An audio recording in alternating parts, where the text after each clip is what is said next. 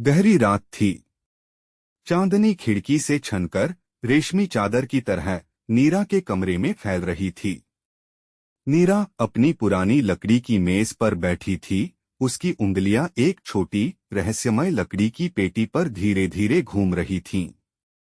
यह पेटी उसे अपनी परदादी माधवी की याद में मिली थी, जिनसे नीरा कभी मिल नहीं पाई थी।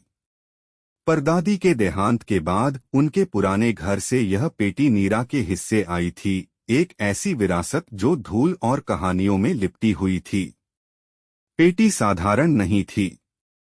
वह गहरे अखरोट की लकड़ी से बनी थी, जिस पर सूक्ष्म नक्काशी थी। बेलें, पत्ते और कुछ ऐसे प्रतीक जिन्हें नीरा समझ नहीं पाती थी, एक दूसरे में गुंथे हुए थे। सबसे विचित्र बात यह थी कि उस पर कोई ताला, कोई कुंडी, कोई कब्जा नहीं था। वह बिल्कुल चिकनी थी, हर तरफ से बंद। नीरा ने उसे खोलने की बहुत कोशिश की थी। उसे हिलाकर देखा, दबाकर देखा, धूप में रखा, ठंडी जगह पर रखा, पर पेटी टस से मस नहीं हुई। ऐसा लगता था जैसे वह अपने भीतर एक प्राचीन रहस्य समेटे हुए चुप्पी साधे बैठी हो। जब नीरा उसे हाथ में लेती थी, तो कभी कभी उसे एक हल्की सी गर्माहट महसूस होती थी, और कभी कभी बिल्कुल धीमी, लगभग न सुनाई देने वाली एक धुन की आहट सी आती थी। यह धुन उसके कानों में नहीं, बल्कि उसके हृदय में गूंजती थी, उदास, मधुर और किसी भूले हुए गीत की तरह। नीरा को लगता था जैसे यह पेटी उसे कुछ कहना चाहती है, पर भाषा मौन थी।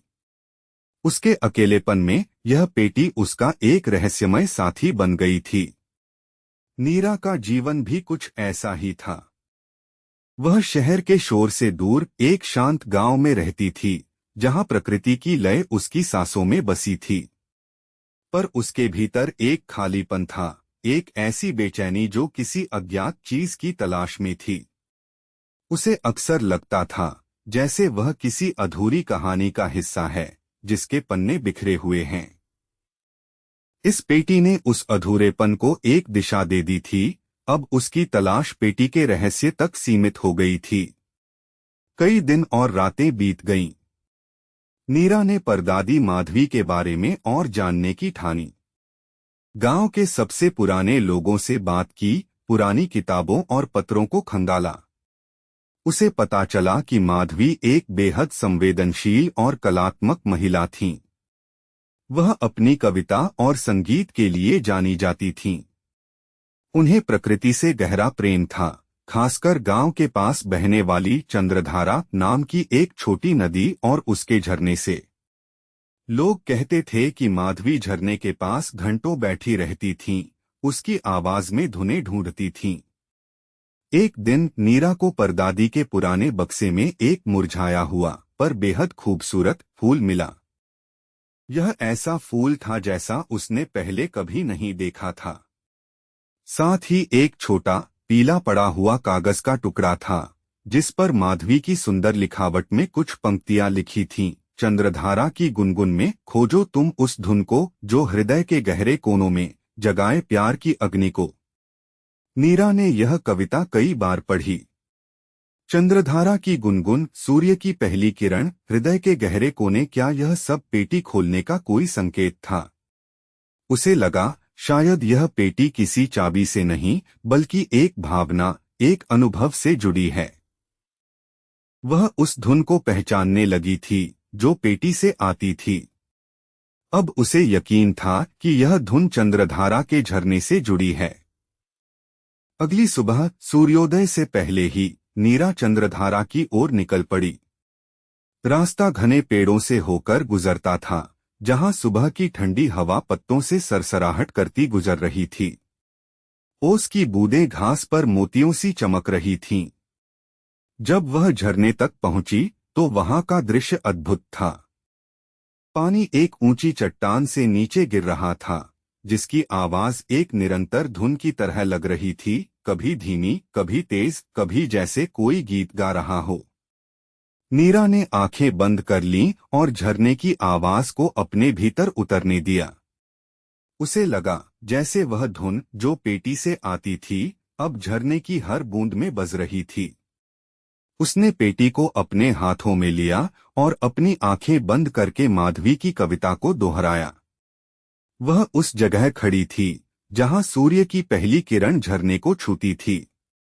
जैसे ही पूर्व में लालिमा फैली, सूर्य की पहली सुनहरी किरण झरने के सबसे ऊंचे बिंदु पर पड़ी। पानी की बूंदें अचानक इंद्रधनुषी रंग बिखेरने लगीं, और उस क्षण नीरा को लगा जैसे हवा में एक हल्की सी तरंग दौड़ी हो। उसने पेटी को अपने हृदय के पास रखा। और फिर एक अविश्वसनीय घटना हुई। पेटी, जो अब तक मौन और अडिग थी, अचानक से धीरे धीरे खुलने लगी। ऐसा लगा जैसे उसके भीतर कोई अदृश्य तंत्र काम कर रहा हो।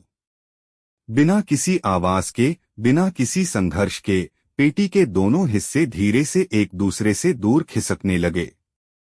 नीरा की सांसें थम गईं। उसका दिल तेजी से धड़क रहा था। पेटी पूरी तरह खुल गई। भीतर कोई सोना चांदी नहीं था, कोई कीमती रत्न नहीं था। उसके बजाय वहां 3 छोटी चीजें थीं, जो एक रेशमी कपड़े पर सजी थीं। पहला, वही मुरझाया हुआ, पर अब भी अपनी खूबसूरती बरकरार रखे हुए फूल जो उसने माधवी के बक्से में देखा था। यह फूल अब पेटी के भीतर एक अद्भुत खुशबू बिखेर रहा था, जैसे समय ने इसकी सुगंध को कैद कर लिया हो। दूसरा, एक बहुत ही छोटा, पीला पड़ा हुआ कागज का टुकड़ा। नीरा ने उसे सावधानी से उठाया और खोला। उस पर माधवी की लिखावट में एक मार्मिक संदेश लिखा था। मेरी प्यारी नीरा, या जो भी इस पेटी को ढूंढे, मैं जानती हूं कि तुम इसे तभी खोल पाओगी जब तुम्हारा हृदय उस धुन को सुनेगा जो कभी मेरे प्रेम का संगीत थी। यह फूल मेरे और तुम्हारे दादाजी के पहले मिलन का प्रतीक है, उस दिन का जब चंद्रधारा के पास ही हमारा प्यार खिला था। यह धुन, यह फूल, यह पेटी, यह सब मेरे उस प्रेम की निशानी है जो समय और मृत्यु से भी परे है। जीवन में प्यार की तलाश कभी खत्म नहीं होती, और जब तुम उसे पालो तो उसे सहेज कर रखना, जैसे मैंने इन यादों को सहेजा है। यह पेटी केवल एक वस्तु नहीं, बल्कि एक सेतु है जो भूले हुए प्रेम को वर्तमान से जोड़ता है। इसे ढूंढने का मतलब है तुमने अपने भीतर भी उसी प्रेम की तलाश पूरी कर ली है। खुश रहना मेरे बच्चे। नीरा की आंखों से आंसू बहने लगे। ये आंसू दुख के नहीं थे, बल्कि एक गहरे जुड़ाव के थे, एक ऐसी भावना के जो पीढ़ियों को जोड़ रही थी। उसने कभी अपने दादाजी के बारे में ज्यादा नहीं सुना था, वे बहुत पहले गुजर गए थे।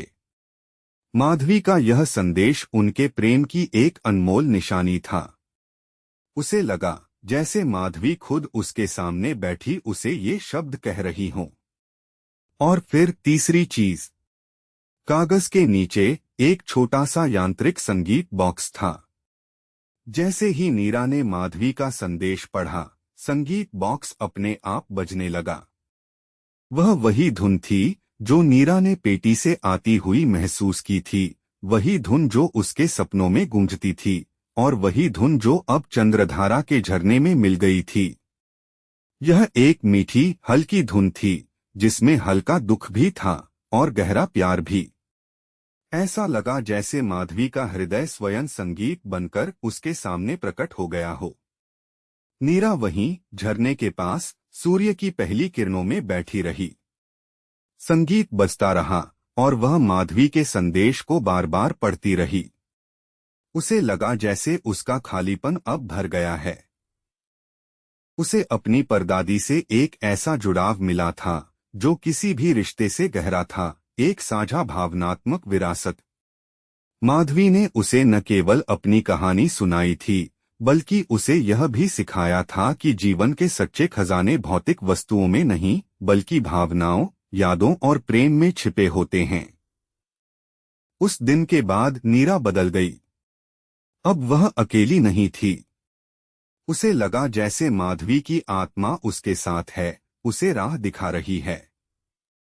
उसने माधवी के भूले हुए बगीचे को फिर से जीवित किया, जहां माधवी और दादाजी अक्सर मिलते थे। उसने उस बगीचे में वही फूल लगाए जिसका प्रतीक पेटी में था। वह अब हर सुबह चंद्रधारा के पास जाती थी और झरने की आवाज सुनती थी।